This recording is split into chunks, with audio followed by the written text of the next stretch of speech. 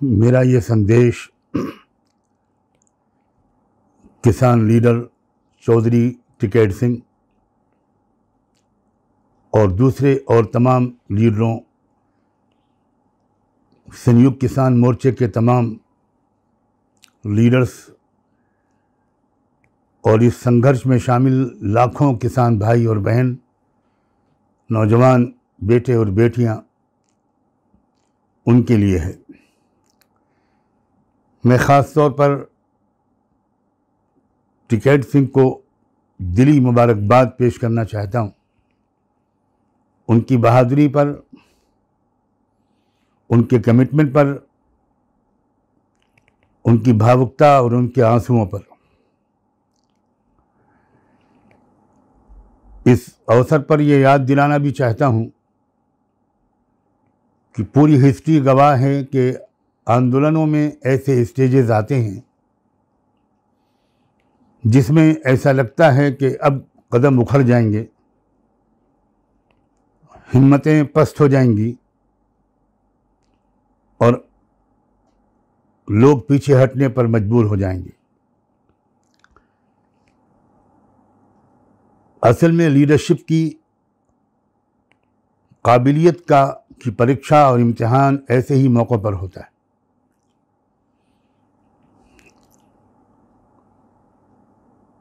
कोई शक नहीं कि एक षड्यंत्र के नतीजे में, एक ज़बरदस्त साजिश के नतीजे में 26 जनवरी की शाम से 27 और 28 जनवरी की शाम तक खतरे के बादल इस तारीख़ी संघर्ष पर मंडलाने लगे थे और गोदी मीडिया ने ये प्रोपेगेंडा करना शुरू कर दिया था कि आंदोलन ख़त्म और लोग वापस जा रहे हैं। यही मौका होता है लीडरशिप की मजबूती के और समझदारी के इम्तिहान का। 27 की रात में जब ये खबर मिली कि संयुक्त किसान मोर्चे के लीडरशिप की इमरजेंसी मीटिंग हुई और उसमें यह तय किया गया कि आंदोलन जारी रहेगा, हम किसी कीमत पर अपनी मांगों से पीछे नहीं हटेंगे और कुर्बानियां देंगे, तब उम्मीद फिर से बहाल हुई और ऐसा लगा कि इस पर पहले इम्तिहान और परीक्षा में हमारी किसान लीडरशिप कामयाब हुई।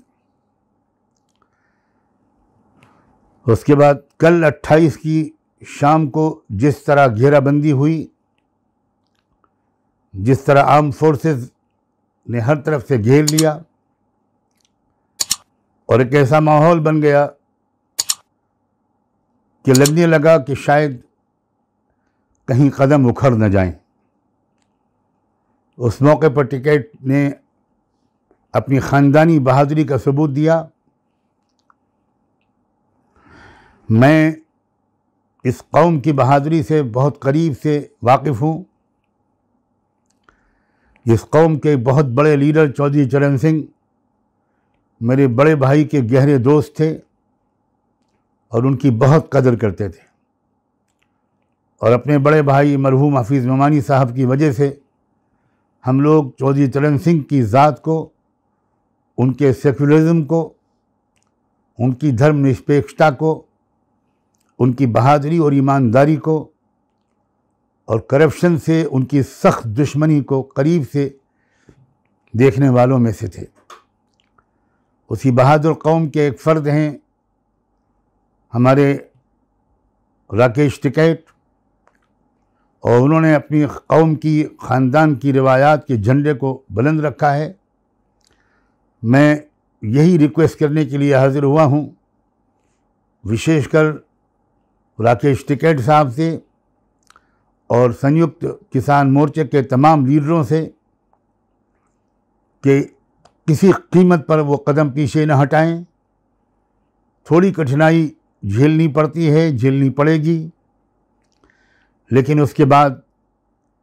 भारत के इतिहास का एक वरक़ पलटेगा और हो सकता है कि वो सपना जो आज़ादी की लड़ाई में हमने और आपने मिलकर देखा था, एक ऐसे भारत का निर्माण जिसमें सबको बराबर के अधिकार मिले, जिसमें गरीबों को सर उठाकर जीने का हक मिले, जिसमें पूंजीपति गरीबों को लूट न सकें, ऐसे भारत की तामीर में, ऐसे भारत के निर्माण में बहुत बड़ा योगदान इस आंदोलन का होगा। बस मैं सिर्फ इसी संदेश को देने के लिए हाजिर हुआ हूँ। खुदा करे कि मेरा ये संदेश राकेश टिकैत भाई, संयुक्त किसान मोर्चे के दूसरे लीडर्स और उन लाखों भाइयों बहनों, नौजवान बच्चों और बच्चियों तक पहुंच सके जो इस वक्त भारत के गरीबों की नुमाइंदगी करते हुए किसानों और मज़दूरों की तमन्नाओं को पूरा करने का ख्वाब दिखाते हुए और उम्मीदों के जूत जगाते हुए जो इस वक्त दिल्ली के बॉर्डर्स पर जमा हैं, उन सब को खुदा करे कि मेरा ये पैगाम पहुंच जाए और आप जमे रहें। आप सबको मोहब्बत भरा सलाम। बहुत बहुत शुक्रिया।